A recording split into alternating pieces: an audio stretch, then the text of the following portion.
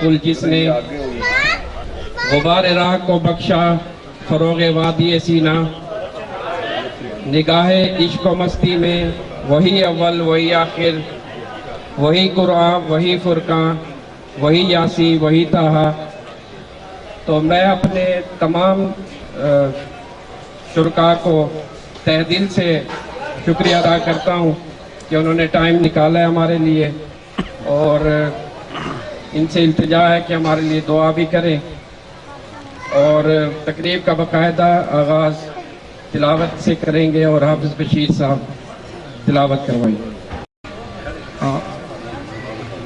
اعوذ باللہ من الشیطان الرجیم، بسم اللہ الرحمن الرحیم، واللیل اذا یغشی والنہار اذا تجلی وما خلق الذکر والانثى ان سعیکم لشتی فأما من أعطى واتقى وصدق بالحسنى فسنيسره لليسرى وأما من بخل واستغنى فكذب بالحسنى فسنيسره للعسرى وما يغني عنه ماله إذا تردى إن علينا للهدى وإن لنا للآخرة والأولى فأنذرتكم نارا تلظى لا يصلاها إلا الأشقى الذي كذب وتولى وسيجنبها الأتقى الذي يؤتي ماله يتزكى وما لأحد عنده من نعمة تجزى إلا ابتغاء وجه ربه الأعلى ولسوف يرضى صدق اللہ العظیم۔ جزاک اللہ۔ میں بہت زیادہ شکر گزار ہوں راؤ محمد ظفر صاحب کا، جو امیر صوبہ جنوبی پنجاب جماعت اسلامی ہے، اور رانا عمر دراز فاروقی صاحب امیر ضلع جماعت اسلامی مظفر گڑھ، اور افتخار باللہ بھائی ہیں، اور کافی سارے ہمارے دوست ہیں، کاشف بھائی ہیں، ان سب کا جن کا نام نہ بھی لے سکوں تو معذرت خواہ ہوں۔ تو میں راؤ ظفر صاحب سے درخواست کروں گا کہ وہ درس قرآن ہمیں دیں گے۔ بسم اللہ الرحمن الرحیم، واللیل اذا یغشی والنہار اذا تجلی وما خلق الذکر والانثى ان سعیکم لشتی فاما من اعطی واتقی وصدق بالحسنى فسنیسرہ للیسرى صدق اللہ العظیم۔ برادران اسلام، سامعین محترم حافظ بشیر احمد صاحب نے آپ کے سامنے سورہ لیل کی تلاوت کی، اور میں نے بھی آپ کے سامنے سورہ لیل کی چند آیات تلاوت کی۔ آپ ان کا ترجمہ سماعت فرمائیے، پھر ہم انہیں سمجھنے کی کوشش کریں گے۔ اللہ کریم نے ارشاد فرمایا کہ شروع کرتا ہوں اللہ تعالیٰ کے نام سے جو بڑا مہربان نہایت رحم والا ہے۔ واللیل اذا یغشی، قسم ہے رات کی جب وہ چھا جائے، والنہار اذا تجلی، اور قسم ہے دن کی جب وہ روشن ہو جائے، اور قسم اس ذات کی جس نے نر و مادہ کو پیدا کیا، یقیناً تمہاری کوششیں مختلف قسم کی ہیں۔ اس سورہ میں اللہ رب العالمین نے 3 قسمیں کھائیں۔ پہلی قسم فرمائی کہ جب وہ رات چھا جائے، ہر طرف سے اندھیرا ہر چیز کو اندھیرے کے اندر ڈھانپ لے۔ رب کریم کو قسم کھانے کی تو کوئی حاجت نہیں ہے، قادر مطلق ہیں، ساری دنیا ان کو جواب دہ ہے، وہ کسی کو جواب دہ نہیں ہے، ساری دنیا ان کی محتاج ہے، وہ کسی کے محتاج نہیں ہے۔ لیکن دراصل اللہ رب العالمین یہ چاہتے ہیں کہ اس کے بندے اس کے پیغام کو ٹھیک طریقے سے سن لیں اور سمجھ لیں۔ ایسا نہ ہو کہ پیغام ربانی ہو اور پیغام ربانی کی ہیبت اور کلام الہی کی ہیبت ان کو اس پیغام کے اصلی مقام تک نہ پہنچنے دے۔ تو رب العالمین انسانوں کے درمیان میں ہونے والی گفتگو اور انسان جو ایک دوسرے سے گفتگو کے لیے جو راستہ، ذریعہ، پیرایا اور طریقہ اختیار کرتے ہیں، کبھی کبھی اس طرز کو اپناتے ہوئے گفتگو کرتے ہیں۔ کلام دراصل تو گفتگو ہے اللہ کی اپنی مخلوق سے اور بالخصوص انسانوں سے۔ تو انسان بھی جب کسی بات کو یقین دلانے کے لیے یا کسی چیز کی اہمیت بیان کرنے کے لیے یا کسی چیز کو غیر معمولی اہم قرار دینے کے لیے بات چیت کرتے ہیں، تو دوست بھی اپنے دوستوں کے درمیان میں قسم اٹھا کر کہتے ہیں، کبھی وہ اللہ کی قسم کھاتے ہیں، کبھی کسی اور چیز کی قسم کھاتے ہیں۔ تو قسم اٹھانا بنیادی طور پر انسانوں کا کسی دوسرے دوست کو یا دوسرے فریق کو یا دوسرے گروہ کو یقین دلانے کا ایک طریقہ ہے، ایک سبب ہے، یا اس بات کی اہمیت کو اجاگر کرنے کا ایک طریقہ ہے۔ تو اللہ کریم کبھی کبھی ایسا کرتے ہیں۔ قرآن مقدس میں کئی مقامات پر آپ نے جل جلالہ نے یہ طریقہ اور یہ پیرایا اختیار کیا۔ تو یہاں پر اللہ کریم قسم کھاتے ہیں، پہلی قسم کھاتے ہیں کہ اس رات کی جب وہ چھا جائے۔ رات ایک ایسا پیغام ہے جس کو سمجھنے کے لیے اور سمجھانے کے لیے کسی تشریح، کسی تفسیر، کسی استاد، کسی پیرائے، کسی قرینے، کسی اشارے، کسی تشبیہ کی ضرورت نہیں ہے۔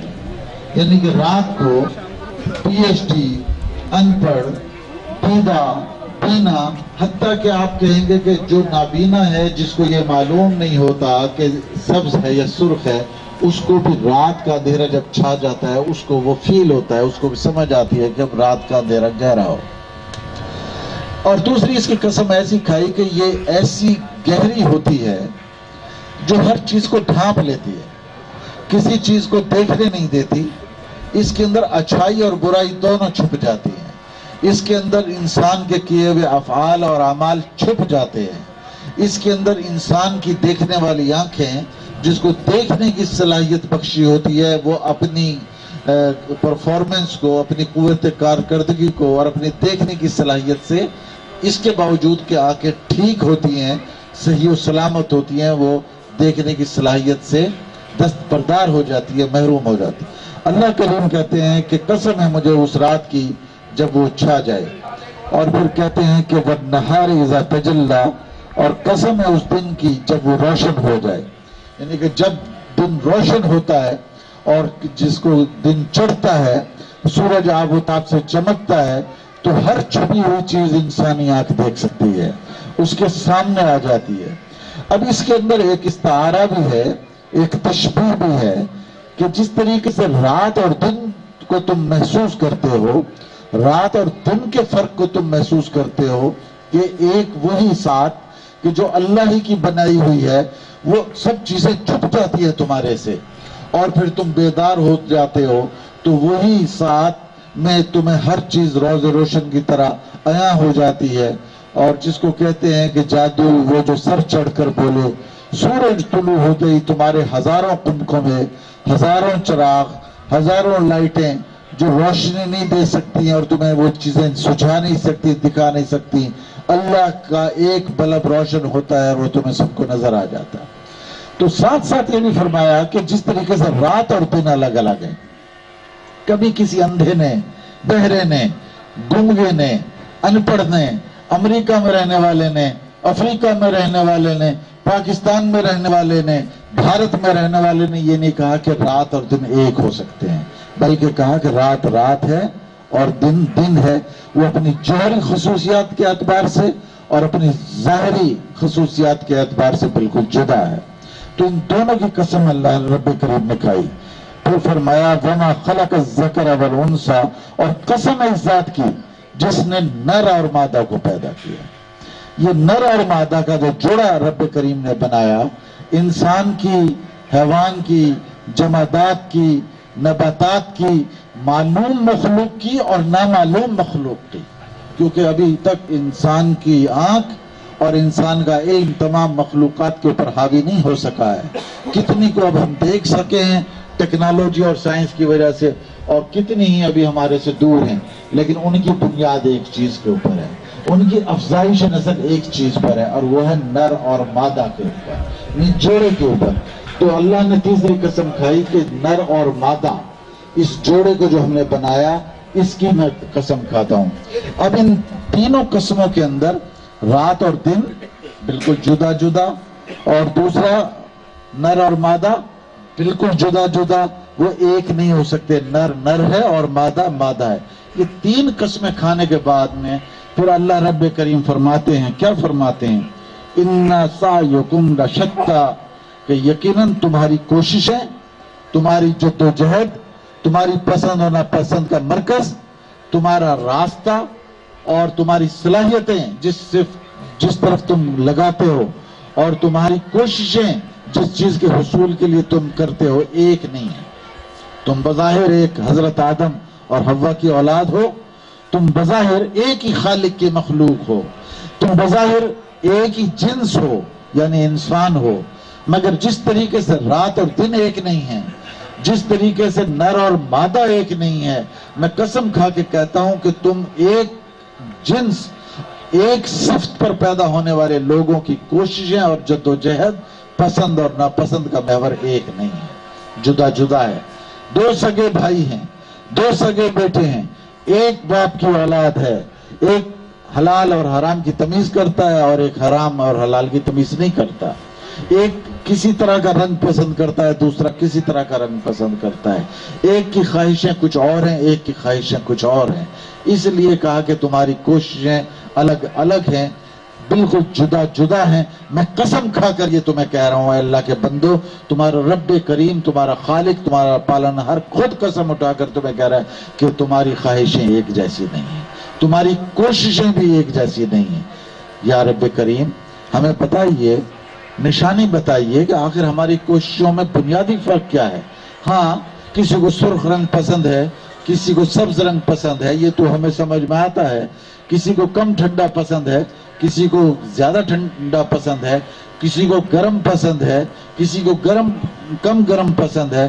رب العالمین ہمیں ذرا وضاحت سے بتا دیجئے، اے نبی پاک صلی اللہ علیہ وآلہ وسلم، ذرا کھول کر ارشاد فرما دیجئے کہ آخر ہماری کوششوں کے اندر جوہری فرق کیا ہے۔ تو پھر اللہ رب کریم خود ارشاد فرماتے ہیں، فرمایا کہ میں تمہیں نشانیاں بتاتا ہوں۔ پہلی نشانی بتائی، فَأَمَّا مَنْ أَتَىٰ وَاتَّقَىٰ، جس نے دیا اللہ کی راہ میں اور ڈرا اپنے رب سے، جس نے دیا اللہ کی راہ میں، جس نے خرچ کیا اللہ کی راہ میں، جس نے مال خرچ کیا اللہ کے راستے میں، اور خرچ کرنے کے باوجود اللہ کے راہ میں، کسی اور راہ میں نہیں، فی سبیل اللہ، نہ کہ فی سبیل الطاغوت، فی سبیل اللہ، جس نے اللہ کی راہ میں خرچ کیا مگر خرچ کرنے کے باوجود اس پر فخر نہیں کیا، کبر اختیار نہیں کیا، شوخی نہیں ماری، بڑائی نہیں ماری، دکھاوا نہیں کیا، ریاکاری نہیں کی، اپنے آپ کو لوگوں سے زیادہ بہتر اور افضل قرار نہیں دیا، نفس کے اندر بھی اور نفس کے باہر بھی، دل کے اندر بھی اور زبان کے اوپر بھی۔ کہا کہ ڈرا، خرچ بھی کیا مگر اللہ سے ڈرا۔ پہلی نشانی یہ ہے کہ فَأَمَّا مَنْ أَتَىٰ وَاتَّقَىٰ، خرچ کرنے کے باوجود اللہ سے ڈرتا رہا۔ ایک صنف انسانوں میں سے یہ طبقہ ہے۔ اور دوسری نشانی کیا ہے؟ فرمایا وصدق بالحسنى، اور نیک بات کی تصدیق کی. یعنی کہ پہلی نشانی کہ اللہ کی راہ میں خرچ کرتا ہے بندہ، اور خرچ کرنے کے باوجود اللہ سے ڈرتا ہے. اور اس کی دوسری نشانی کی بات صدق بالحسنى، کہ تصدیق کرتا ہے، مہر لگاتا ہے، تائید کرتا ہے. کس کی تائید کرتا ہے؟ بالحسنى، سچائی کی. کس کی؟ آپ بھی بولیں، کس کی تائید کرتا ہے؟ سچائی کی. کہ جو لوگ اللہ کی راہ میں خرچ کرتے ہیں اور اس سے ڈرتے ہیں اور سچائی کی تصدیق کرتے ہیں، یعنی سچ بولتے ہیں، سچ لکھتے ہیں اور سچائی کی تصدیق کرتے ہیں. سچ بولتے ہیں، سچ لکھتے ہیں اور سچائی کی تصدیق کرتے ہیں. تو ان کے لیے کہا کہ یہ جو دنیا کی کوششیں ہیں، جدوجہد کی ایک زندگی ہے، اور یہ زندگی بڑی اوکھی ہے، آسان نہیں ہے. فرمایا پھر ایسے لوگوں کے لیے فَسَنُيَسِّرُهُ لِلْيُسْرَى، تو ہم اس کو آسان راستے کی سہولت دیتے ہیں. کس راستے کی؟ آسان راستے کی. بظاہر مشکل، رزق کمانا، لوگوں کو مطمئن کرنا، حقوق ادا کرنا، اللہ سے ڈرنا، حرام کو چھوڑنا، حلال کو اختیار کرنا. اور یہ رشوت آ رہی ہے، بڑے آرام سے آ رہی ہے. سود کا پیسہ آ رہا ہے، بڑے آرام سے آ رہا ہے. کوئی نہیں دیکھ رہا، یہ مال اٹھا لیا، وہ کر لیا. یہ سارا کا سارا بظاہر آسان لگتا ہے، اور جو حلال کا راستہ ہے وہ بظاہر مشکل لگتا ہے. لیکن اللہ کریم کہتے ہیں کہ جو یہ کام کرتے ہیں میں اس کو آسان راستے پر سہولت عطا کرتا ہوں. وآخر دعوانا ان الحمدللہ رب العالمین. تو مبارکباد پیش کرتا ہوں کہ انہوں نے یہ خوبصورت اور بہترین یہ ریسٹورنٹ کا آغاز کیا ہے، اور انشاءاللہ اور العزیز اللہ رب العالمین اس کے اندر برکت ڈالے گا، اپنا فضل ڈالے گا. سارے دوست مل کر ان کے لیے انشاءاللہ دعا بھی کریں گے، اور سارے دوست ان سے تعاون بھی کریں گے. رب کریم ان کو بہترین رزق عطا فرمائے، رزق کریم عطا فرمائے. رانا عمر دراز فاروقی صاحب دعا فرماتے. إياك نعبد وإياك نستعين اهدنا الصراط المستقيم صراط الذين أنعمت عليهم غير المغضوب عليهم. یا اللہ، امین بھائی اور ہمارے دوستوں نے یہ جو سلسلہ بنایا ہے، یا اللہ اسے مظفر کے اندر ایک بہترین اور اچھے ماحول والا پوسٹر بنا. یا اللہ یہاں پہ لوگوں کو بیٹھ کر ایک اچھا صحت مند کھانا میسر فرما. یا اللہ یہاں پہ دوستوں کے آپس میں گپ شپ بھی اور اٹھنا بیٹھنا بھی اس ملک و ملت کے لیے، اس شہر کے لیے ایک اچھا نمونہ بنا. یا اللہ ہم ایک معاشرے کے طور پہ ہمیں یہ سوچ عطا فرما کہ ہم ایک اچھا معاشرہ ثابت ہو سکیں. یا اللہ یہ ملک جو ہے عدل و انصاف کے لیے کیا ہوا تھا. یہ ملک جو ہے وہ انسانوں کے اندر غربت کے خاتمے کے لیے کیا ہوا تھا.